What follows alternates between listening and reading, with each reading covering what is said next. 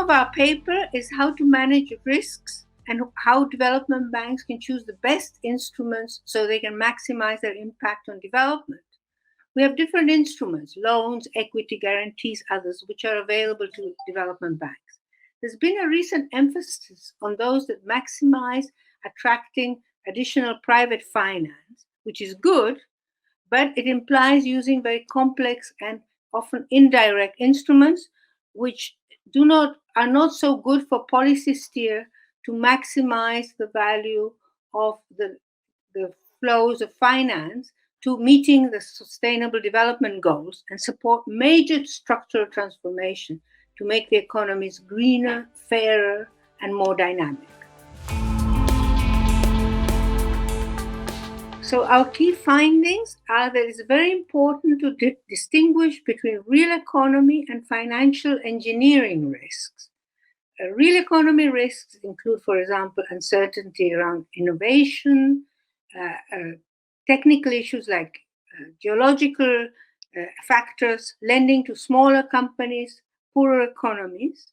And financial engineering risks are those that are linked to often complex and opaque financial products. And we think the first is important and the second should be minimized.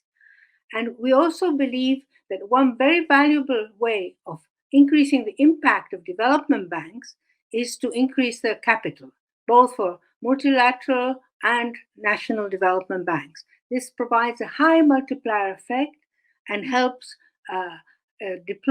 governments deploy in the most efficient way some of their resources.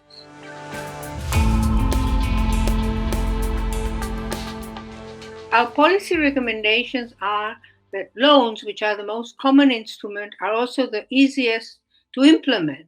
So they're particularly valuable, for example, in COVID times.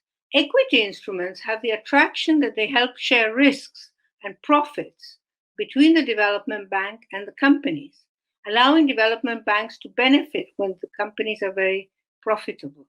And finally, guarantees have an important role to play in periods of high uncertainty, like COVID times.